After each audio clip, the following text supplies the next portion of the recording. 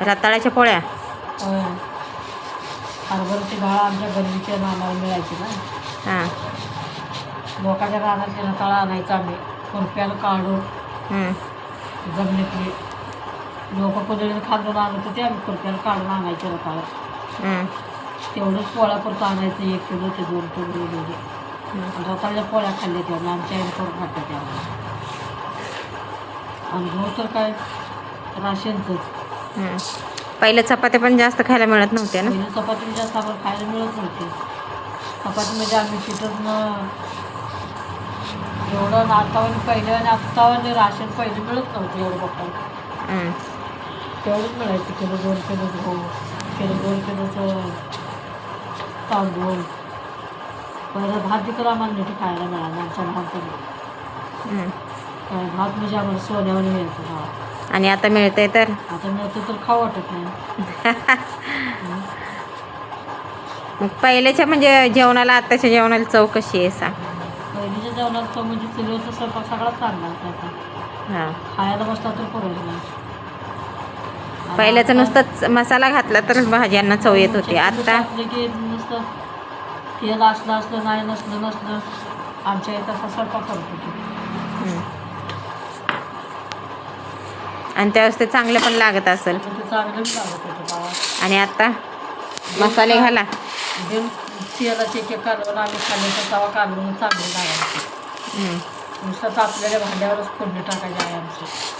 तेल नसताना एक तेल असायचं एक नसायचं. आणि आता तेल असून कालवण असली चव नाही. आता जे कालवण खावं ते खरकाट्या पाण्यामध्ये. आणि पावसाळ्यात मग कसं करत होते.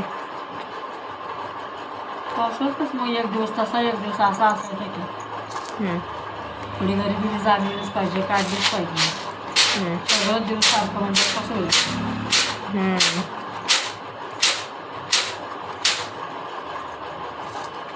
त्यावेळेस तुम्ही किती लोक होते घरात. लहान मोठे सगळे.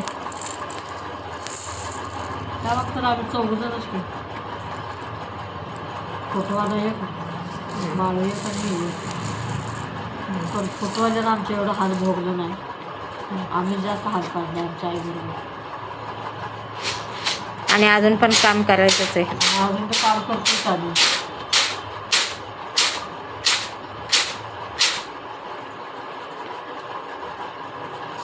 काम केलं तर पैसा बघायला मिळतो, नाही तर पैसा बघायला मिळत नाही.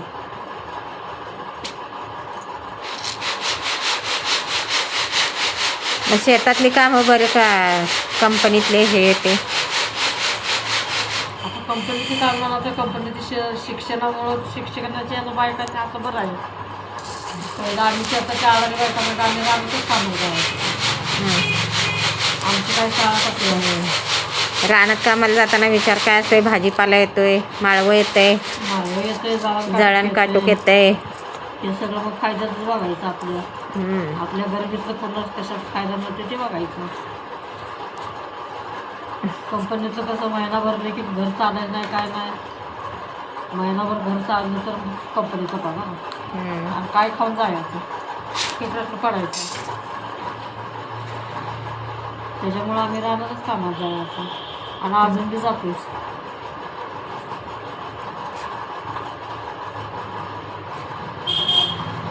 आता ते दिवस आठवत असतील ना सगळं केलेलं.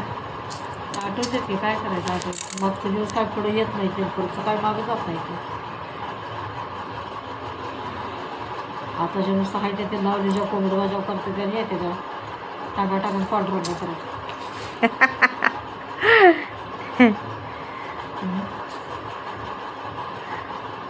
कामाचं